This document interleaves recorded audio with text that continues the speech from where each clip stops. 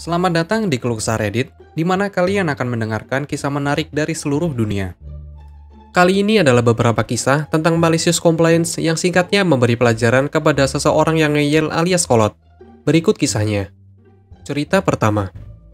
Oke, kalau begitu, kami akan melakukannya dengan caramu. Aku bekerja di tempat yang aturannya tertulis di sebelah bangku. Itu adalah perusahaan pengiriman. Aturan: pertama, urutkan surat umum selama 30 menit. 2. Urutkan surat dan persiapkan kami sendiri. 3. Tempatkan surat di van untuk diantarkan ke pengemudi. 4. Naik van dan turun di titik pengiriman pertama. 5. Menunggu penjemputan pada 9.30 dari van dan kembali ke kantor. Suatu hari aku dipenuhi dengan surat, dan hanya aku. Aku bertanya kepada manajer apakah aku dapat dibebaskan dari jenis umum, karena aku memiliki terlalu banyak pekerjaan. Tidak, aku harus melakukan apa yang dikatakan peraturan. Aku memohon kasusku. Aku tidak akan bisa keluar tepat waktu jika dia tidak mengabaikan aturan mengurutkan surat umum selama 30 menit.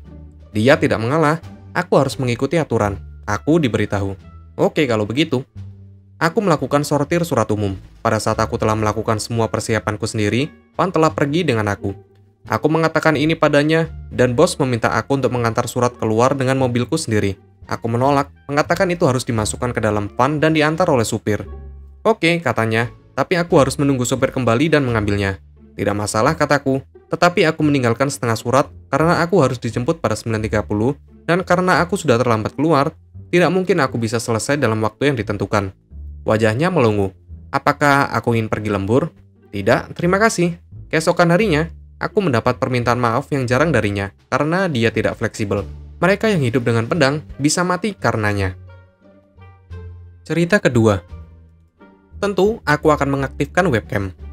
Jadi, aku baru saja lulus sekolah hukum dan mulai pelatihan hukum praktekku. Untuk praktikku, kami seharusnya menyalakan kamera kami di sebagian besar waktu. Namun, putriku masih disusui, jadi alasanku melakukan praktik online adalah untuk merawatnya. Selama satu sesi, dia agak sakit, dan jadwal makannya tak teratur, dan aku memberitahu dosen hari itu. Jadi, ketika aku mematikan kamera, semuanya seharusnya baik-baik saja, bukan? Ternyata tidak. Karena dosen memanggil aku di tengah kelas, dan aku mengingatkan dia pada emailku sebelumnya. Dosen mengatakan dia setuju untuk aku memberi makan putriku. Aku harus berada di depan kamera dengan menyalakannya sehingga dia tahu aku memperhatikan. Aku menyalakan mikrofon dan berkata, aku sedang menyusui putriku. Tetapi jika bapak bersikeras, oke kalau begitu. Dosen siap, katanya.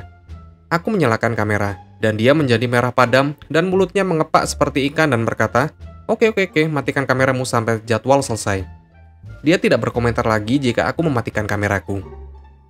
Cerita ketiga. Skok meleduk.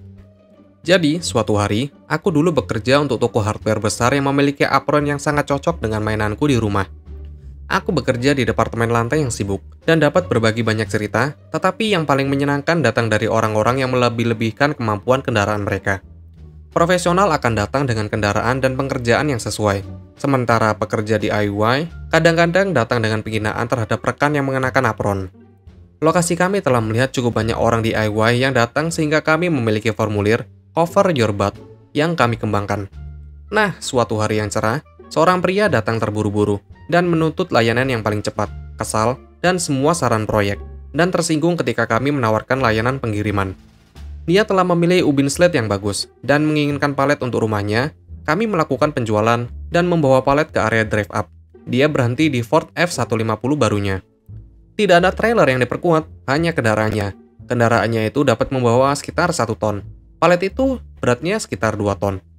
Aku mengatakan kepadanya kita perlu membuka paletnya. Dia bisa mengambil setengahnya segera dan setengahnya lagi nanti. Pria itu menjadi balistik. Mereka bisa mendengarnya kembali di Lightning.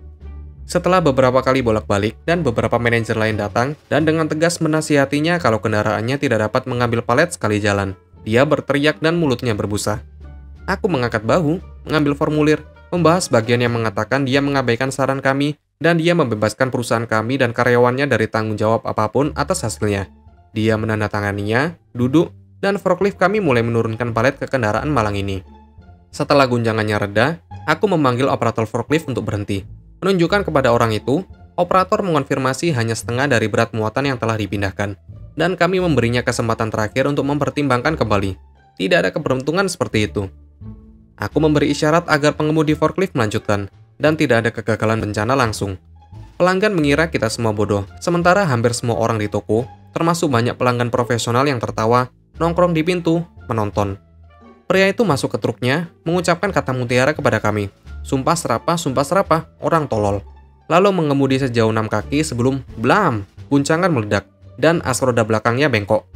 Dia keluar meneriaki kami, sementara aku memegang kertas dan menunjukkan ke kamera keamanan yang melihat ke area tersebut. Dia menolak tawaranku untuk memanggil truk derek. Terima kasih telah menonton video ini.